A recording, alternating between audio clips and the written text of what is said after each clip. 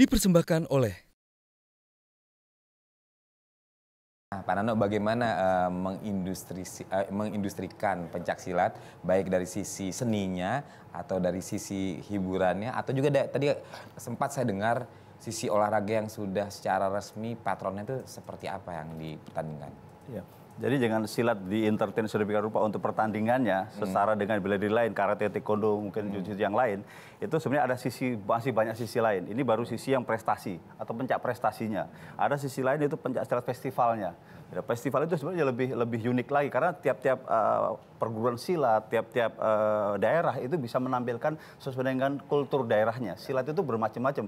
Ala Sumatera itu pasti pakai binatang, mungkin harimau, muakri. Begitu nanti Jawa Barat mungkin pakai istilahnya ada ciung, wanara, ada gitu bahasa. Jadi itu sebenarnya kalau dengan festival bisa lebih jauh lagi digarap untuk pencaksilat itu sendiri. Terus sisi lain ini nggak kaidah pencaksilat nggak hilang juga karena apa? Ada silat itu justru yang untuk bela diri atau bela diri praktis itu nggak bisa dipertandingkan. Itu betul-betul untuk self defense itu banyak ya. Kayak perguruan Mas Iko ini dulu yang Putra Betawi atau misalnya Tiga Berantai itu nggak bisa dipertandingkan kalau jurus aslinya.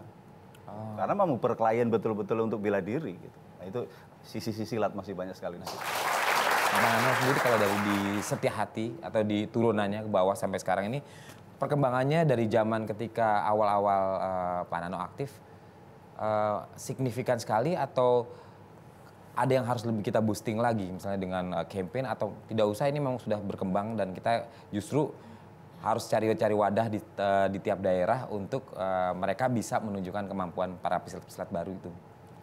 Kalau silat terutama kita sama-sama pernah latihan juga di DKI bersama-sama. Artinya kita dalam pada saat kita latihan itu secara jumlah orang yang berlatih sebenarnya udah banyak juga sama. Banyak, bahkan mungkin sekarang lebih banyak karena efek Iko Uwais dan efek Asian Games tadi. Tapi kan justru sekarang kehadiran pemerintah. Karena silat sekarang pengen jadi brandnya Indonesia, bagaimana silat menuju ke Olimpiade. Saya barusan kemarin ke Jepang misalnya, bagaimana 2020 itu silat bisa ikut eksibisi. Ini pemeran pemerintah harus turun, karena kalau cuma silat sendiri atau persilat sendiri atau oknum silat sendiri itu nggak cukup. Pemerintah harus hadir di situ.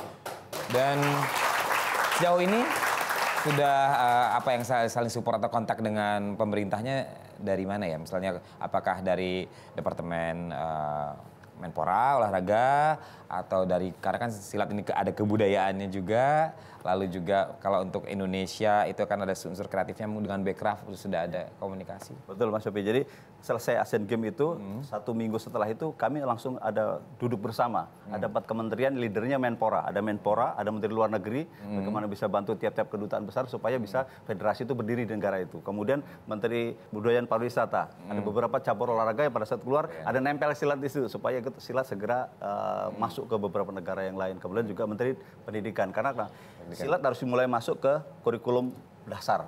Oleh SD, SMP itu ada penjara silat di sana, entah seminggu sekali atau seminggu 2 kali, itu baru bisa booming di Indonesia, baru keluar negeri juga begitu. Karena di luar sana, Bang Eko udah bisa lihat ada beberapa negara silat itu malah sudah jadi olahraga dan banyak antusiasnya. Banyak sekali pesertanya. dipersembahkan oleh